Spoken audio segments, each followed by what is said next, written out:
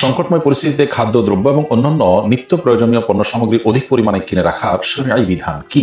খুবই গুরুত্বপূর্ণ একটি প্রশ্ন।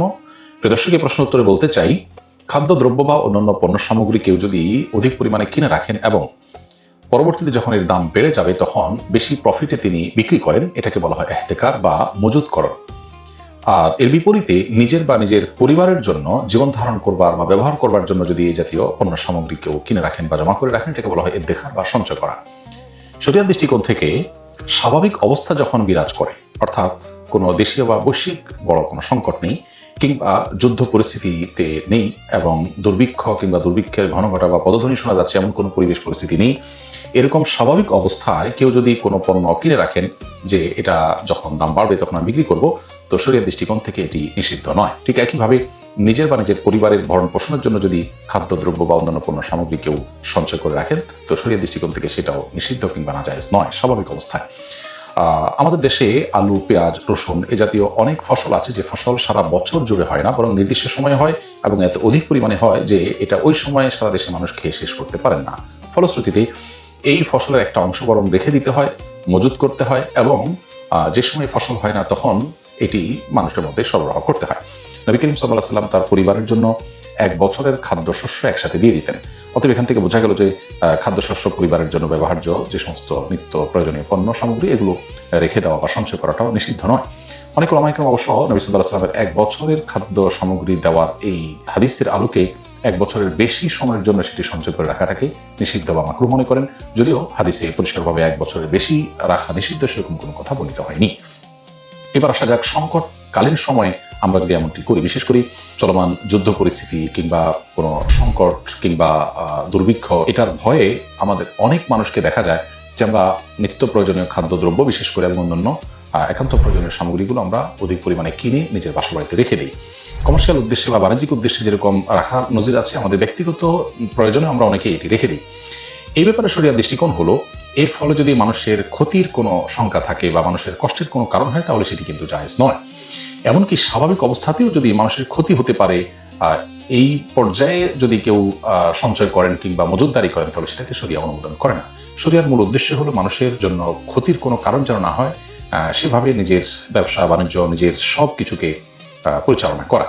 কারণ নবী করিম সাল্লাল্লাহু আলাইহি ওয়াসাল্লাম বলছেন, লা দারারা ওয়ালা দিরারা, একজন মুসলমান কাউকে ক্ষতিগ্রস্ত যেমন করতে পারবেন না, নিজেও ক্ষতিগ্রস্ত নিজে থেকে হতে পারবেন না। আরেকটি হাদিসে নবী সাল্লাল্লাহু আলাইহি ওয়াসাল্লাম বলেছেন, মান দাররা দাররাহুল্লাহ ওয়া মান শাক্কা শাক্কাল্লাহু আলাইহি, অর্থাৎ যে ব্যক্তি কারোর ক্ষতি সাধন করবে আল্লাহ রাব্বুল আলামিন তার জন্য ক্ষতি সাধন করার ফয়সালা করবেন।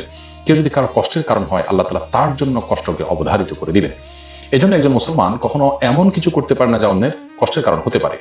এখন সংকটকালীন সময়ে যদি আপনি যে কোনো পণ্য, খাদ্য দ্রব্য ইত্যাদি আপনি মজুত করে রাখেন, তাহলে আপনি জানেন যে কয়েকদিনের মধ্যে বা অল্প সময়ের মধ্যে বা কিছু সময় পর মানুষ যখন সংকটে পড়বে, জিনিস থাকবে না, বাজারে পাওয়া যাবে না, তখন আপনি এটার দাম বাড়িয়ে বিক্রি করবেন। কোনো জিনিসের দাম বাড়তে পারে এটা জেনে আপনি বর্তমানে যা আছে সেটা আপনি সরিয়ে রাখলেন, পরবর্তীতে দাম বাড়ার পর বিক্রি করলেন। এই বিষয়গুলো শরিয়ার দৃষ্টিকোণ থেকে জায়েজ নয়। নবী সাল্লাল্লাহু আলাইহি ওয়াসাল্লাম বলেছেন, লা ইয়াহতাকিরু ইল্লা খাতি, এই জাতীয় মজুতদারি সেই করে যে অপরাধী, যে গুনাহগার, অর্থাৎ কোনো ভালো মানুষ এটি করতে পারে না। আর নিজের পরিবারের জন্য সঞ্চয়ের জন্য বা ব্যবহারের জন্য যে খাদ্যদ্রব্য ইত্যাদি কেনার ব্যাপার আছে, এক্ষেত্রে একই কথা প্রযোজ্য যে যদি এর ফলে ক্রাইসিস তৈরি হয় বাজারে বা অন্য মানুষের জন্য তাহলে সেটা জায়েজ নেই।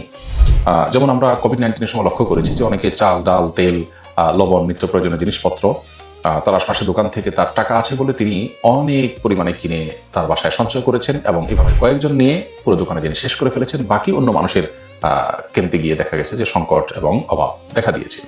তো এই ধরনের পরিস্থিতিতে যেহেতু অন্য মানুষের কষ্ট হয়, বিধায় এই পরিমাণে কেনা যে যার ফলে অন্যের কষ্ট হতে পারে বা আমি এরকম আমার মতো আর অনেকে কিনলে সংকট তৈরি হতে পারে, এরকম যদি হয় তাহলে সেক্ষেত্রে একজন ইমানদার এ ধরনের সঞ্চয় করা থেকেও বিরত থাকবেন। বরং কঠিন এবং সংকটময় পরিস্থিতিতে ইমানদার আল্লাহর উপর তাওয়াক্কুল করবেন, ভরসা করবেন। তিনি তার জায়গা থেকে চেষ্টা করবেন এবং তার বিশ্বাস থাকতে হবে আমি যতই সঞ্চয় করি না কেন, আল্লাহ যদি আমার জন্য ভোগান্তি এবং কষ্ট লিখে রাখেন সেটা আমাকে পোহাতেই হবে। আর আমি শুধুমাত্র আমার এবং আমার পরিবারের চিন্তা না করি, বরং আমি আমার পরিবার এবং আমার আশপাশের মানুষের চিন্তা আমাকে করতে হবে। এটাই হলো দ্বীন শিক্ষা, এটাই হলো ইসলামী মূল্যবোধ এবং এটাই হলো আল্লাহ রাব্বুল আলামিন আমাদেরকে যে দিন দিয়েছেন সেই দিনের সৌন্দর্য। বিধায় সেই জিনিসটি আমাদের চর্চা করতে হবে এবং অধিক মুনাফার উদ্দেশ্যে মজুতদারি করা, সংকট তৈরি করা এবং অধিক মুনাফার জন্য অবৈধভাবে মজুতদারি করা, এটা যেমন একজন মুসলমানের জন্য সাজে না, ঠিক তেমনিভাবে নিজের এবং নিজের পরিবারকে বাঁচাবার জন্য অধিক পরিমাণে সঞ্চয় করে বাজারে সংকট তৈরি করা, বা অনেক মানুষ সঞ্চয় করলে সংকট তৈরি হতে পারে সেরকম পরিস্থিতির সৃষ্টি করা, এটা কোনো ইমানদারের জন্য জায়েজ নয়। ভিডিওটি ভালো লাগলে অবশ্যই লাইক, কমেন্ট, শেয়ার করে আমাদের পাশে থাকবেন। আসসালামু আলাইকুম।